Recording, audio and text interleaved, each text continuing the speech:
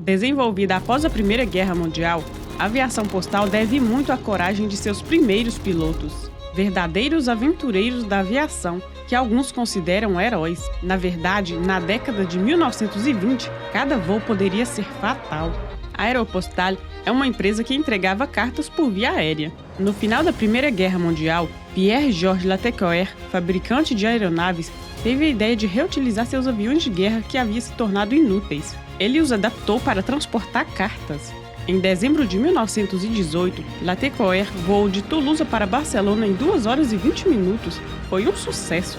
Ele fundou então a Société de Ligne Latécoère. O correio foi transportado em qualquer condição climática. Durante 7 anos, pilotos de renome como Saint-Exupéry, escritor do famoso livro O Pequeno Príncipe, e Henri Guillaumet transportaram correspondências para a Espanha, Marrocos e África Ocidental. Estes corajosos aviadores enfrentaram avarias frequentes, clima imprevisível, buracos de ar e montanhas. Eles navegavam à vista, seguindo rios, estradas ou linhas férreas.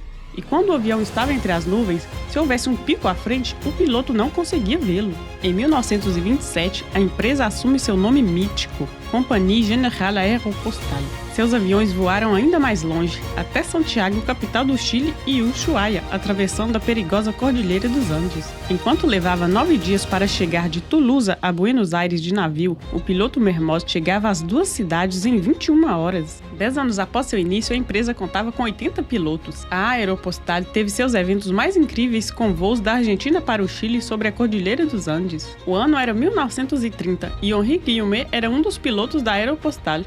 Para estes aviadores, a vida era uma verdadeira roleta russa. Eles voavam à vista, sem proteção, enfrentavam tempestades, realizavam verdadeiros milagres. Lá em cima, no ar, o mundo é incerto. Os ventos mudam constantemente. Eles têm que reagir ao instante. Cada viagem pode ser a última. Os picos da Cordilheira dos Andes atingem quase 7.000 metros e os aviões da época não podem alcançar essa altura. Portanto, eles têm que subir as montanhas sorrateiramente. Costumavam dizer sobre estas montanhas: o que os Andes levam, eles nunca dão de volta. A rota dos Andes era a linha de Guillaumet e sua experiência o tornou um piloto veterano. Na sexta-feira, 13 de junho de 1930, às 8 horas da manhã, ele decolou apesar do clima terrível para sua 92ª travessia da Cordilheira dos Andes. Na véspera da tempestade, ele havia sido obrigado a voltar após algumas horas de voo. Depois de tentar sem sucesso atravessar as montanhas pela rota habitual do norte, ele optou pela rota do sul, esperando por um tempo melhor. Mas apanhado por uma tempestade de neve, castigado por ventos fortes e sem visibilidade, ele não conseguiu encontrar a passagem. Depois de procurar por horas e ficar sem combustível, ele não teve escolha a não ser tentar um pouso de emergência perto da Laguna del Diamante, a uma altitude de 3.500 metros. Bloqueado pela tempestade de neve, ele passou as 2 primeiras noites envolto em seu paraquedas em um abrigo que havia cavado na neve debaixo da asa de seu avião tombado, e se cobriu de sacos de correspondências para se aquecer.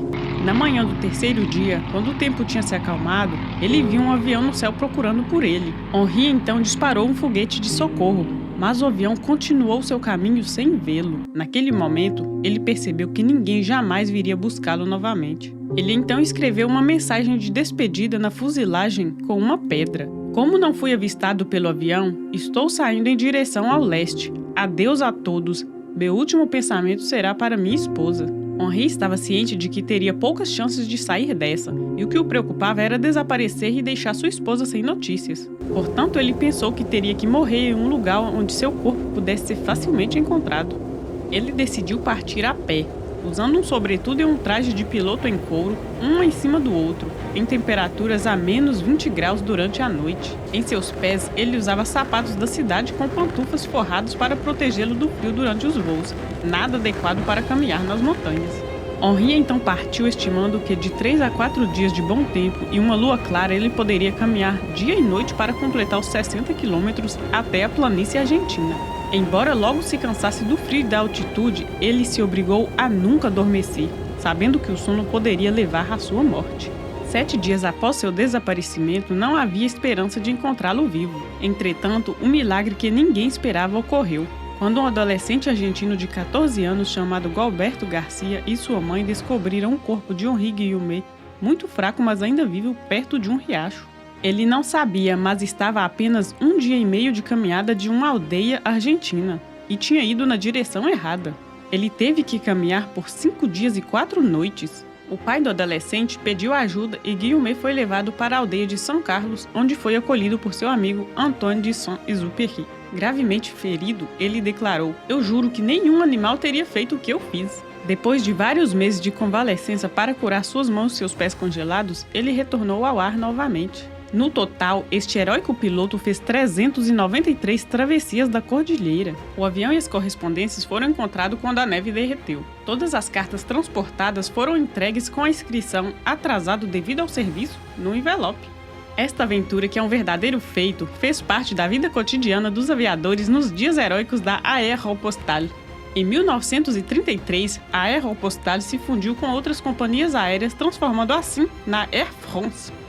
Vale ressaltar que todos os avanços na aviação só foi possível graças ao inventor franco-brasileiro Alberto Santos Dumont, nascido em 1873 em Palmira, Minas Gerais. Reconhecido como o pai da aviação, tendo realizado o primeiro voo homologado da história, e também é creditada a ele a invenção do avião dentro das normas técnicas do Aeroclube da França. Uma curiosidade é que em 31 de julho de 1932, o município de Palmira mudou de nome, passando assim a ser chamada de Santos Dumont, em homenagem ao pai da aviação.